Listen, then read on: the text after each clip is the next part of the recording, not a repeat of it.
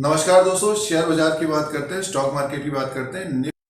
नमस्कार दोस्तों, union bank of India limited की बात करते हैं। स्टॉक प्राइस 42 रुपया 10 पैसे में पीएसयू बैंक है दोस्तों।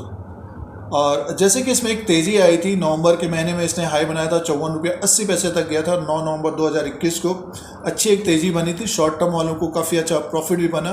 तो अभी स्टॉक प्राइस 42 में है। और जैसे कि Q4 के नतीजे आ रहे हैं कंपनियों के, तो यूनियन बैंक ऑफ इंडिया का भी Q4 के नतीजे आएंगे, Q4 ऑफ 22 के।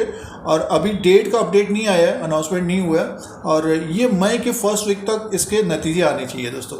और ब्रोकरेज हाउसेस ने, और इस बीच ब्रोकरेज हाउसेस ने अपना अनुमान दिया है 20 जनवरी से मार्च महीने का जो अर्निंग एस्टिमेट क्या रह सकता है। तो ब्रोकरेज हाउसेस ने अपना अनुमान दिया है, तो उसकी बात इस वीडियो में करते हैं। और अगर उसी तरह के नंबर्स आते हैं या उससे बढ़ के नंबर आते हैं, तो ये जो 42 रुपीज़ में स्टॉक प्राइस है, काफ़ी तेज़ी से ऊपर की तरफ भी जाता हुआ दिख सकता है दोस्तों।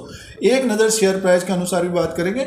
और पीएसयूज बैंकों में एक तेज़ी की संभावना है। जैसे कि union bank of India limited के स्टॉक की बात करते हैं, तो प्रॉफिट आ रहा है बैंक को, बट ये कि ग्रॉस एनपीएज और नेट एनपीएज अभी भी ऊपर की तरफ है। स्टॉक बहुत तेज़ी से न बढ़ने का कारण ये है कि ग्रॉस एनपीएज और नेट एनपीएज, अभी देखिए एक खबर भी आई थी, फ्रॉड की खबर आई थी 1300 का, और उसमें बैंक ने पहले ही 500 का पहले ही। इसका ना बढ़ने का जो कारण है वो है ग्रॉस एनपीएज और नेट एनपीएज अभी भी ऊपर की तरफ है दोस्तों।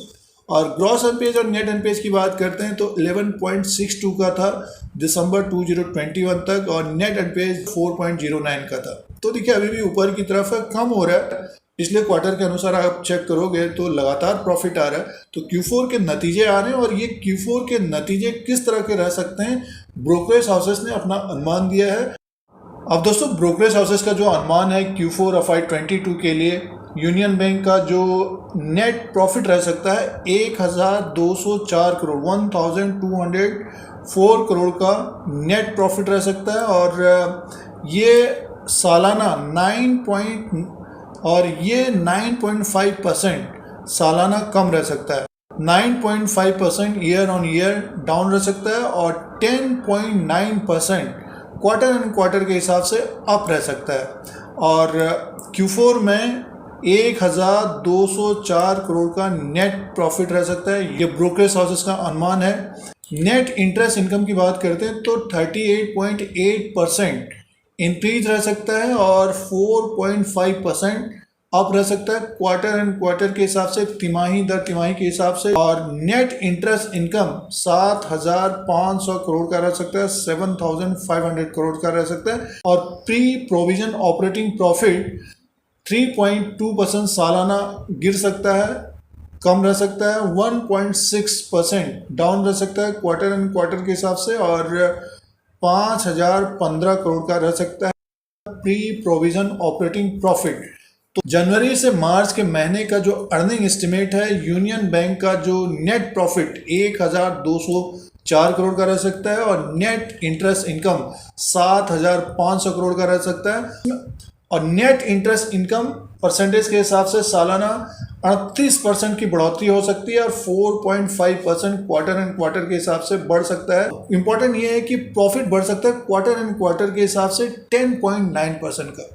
तो ये ब्रोकरेज हाउसेस का अनुमान है। Q4 के नतीजों से पहले इस तरह के नंबर्स रह सकते हैं, और अगर इससे ज़्यादा होगा तो स्टॉक में बड़ी तेजी आने की संभावना रहेगी। और इसी तरह के नंबर रहते हैं तब भी स्टॉक में एक अच्छी तेजी आ सकती है। स्टॉक प्राइस 42 में है, तो ये ब्रोकरेज हाउसेस का अनुमान है रिजल्ट्स आने से पहले। दोस्तों शेयर प्राइस के अनुसार बात करते हैं, 42 रुपया 10 पैसे में इसका स्टॉक प्राइस है union bank of India limited का, और इसका 52 का है 54 रुपया 80 पैसा। देखिए नवंबर के महीने में ये ऊपर की तरफ था, उसके बाद इसमें मुनाफा वसूली हुई और 42 रुपीज़ तक आया था। उसके बाद फिर ऊपर की तरफ स्टॉक गया लगभग 50 रुपीज़ तक। मार्केट में गिरावट बढ़ी, स्टॉक सीधे से नीचे की तरफ आ गया 37 रुपीज़ में, यहाँ से बढ़कर ऊपर की तरफ 42 रुपीज़ तक गया है। तो ब्रोकरेज हाउसेस का जो अनुमान है, अगर उसी तरह के नंबर्स आते हैं तो इसमें एक तेज़ी आने की संभावना रहेगी ऊपर की तरफ 47 रुपया 15 पैसा। और ये 2 फरवरी 2022 को 49 रुपया 80 पैसा इसका प्राइस था, यहाँ तक जाता हुआ दिख सकता है दोस्तों। देखिए अभी जैसे कि 42 रुपये में है, तो यहाँ से लगभग 5 से 6 रुपया तेज़ हो सकता है। तो कहने का मीन्स है जिन्होंने इस गिरावट में लिया है तो स्टॉक को होल्ड करना चाहिए। स्मॉल क्वांटिटी अगर किसी के पास है तो ऊपर की तरफ ट्रैप भी हैं तो उनको भी होल्ड करना चाहिए। और जिस तरह की तेज़ी पिछली बार आई थी, देखिए 1 साल पहले की बात करते तो 34 रुपीज़ में था ये, और उसके बाद इसने हाई बनाया था देखिए 9 नवंबर 2021 को 54 रुपये तक का। तो समय देने के अनुसार ये 54 को भी क्रॉस करता हुआ दिखेगा, बट ये कि ग्रॉस एनपीए नेट एनपीए कम होते जाना चाहिए और प्रॉफिट में बढ़ोतरी आती रहनी चाहिए। तो ये पिछले 1 साल का ट्रेड के अनुसार लेवल्स हैं। 37 रुपये से बढ़कर 42 रुपये तक पहुंचा है। तो जिन्होंने इस गिरावट में लिया है तो स्टॉक को होल्ड करना चाहिए। जो ऊपर की तरफ ट्रैप हुए तो उनको भी होल्ड करना चाहिए, और यहाँ से 5 से 6 रुपया तेज़ी रहने की संभावना रहेगी। और जो कुछ दिन के लिए ट्रेड करते हैं तो 2 या 3% का स्टॉप लॉस जरूर होना चाहिए। मार्केट कैप की बात करते हैं तो 28,705 करोड़ का है। फेस वैल्यू 10 रुपीज़ का है। बुक वैल्यू पर शेयर है 89 का, तो अपने बुक वैल्यू से नीचे की तरफ कारोबार कर रहा है। और अर्निंग पर शेयर है 7.28 का। और बैंक की तरफ से अभी डिविडेंड नहीं मिल रहा है। और परफॉर्मेंस की बात करते हैं तो 3 साल का रिटर्न अभी भी माइनस में है 55%। 3 साल से जो लोगों ने union bank of India limited को लिया है तो 55% अभी भी माइनस में है दोस्तों। फिलहाल मार्केट कैप की बात करते हो 28,705 करोड़ का, शेयर प्राइस 42 में है दोस्तों। ये union bank of India limited का प्रेजेंट टाइम के अनुसार एनालिसिस और विश्लेषण है। वीडियो आपके मतलब का है तो लाइक का बटन दबाएं। शेयर बाजार से जुड़े रहने के लिए, स्टॉक मार्केट से जुड़े रहने के लिए, जानकारी के लिए सब्सक्राइब और बेल आइकन को प्रेस करें। धन्यवाद।